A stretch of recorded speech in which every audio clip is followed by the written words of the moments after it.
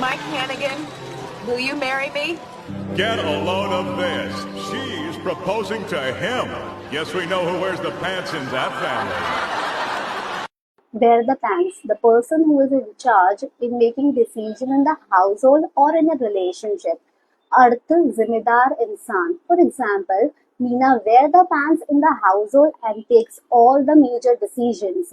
मीना घर की जिम्मेदार इंसान है और सारे प्रमुख निर्णय लेती है. Heads, she's Rachel's. Tails, she's Monica's. Tails. Monica, she's yours. That landed in your food. That's okay. You won fair and square. Oh, I'm so sad. Fair and square. Fair and square means to be honest. अर्थ ईमानदार या ईमानदार होना. They played the game fair and square. उन लोगों ने खेल ईमानदारी से जीता. Now let's see how many sentences you can frame out of these two idioms.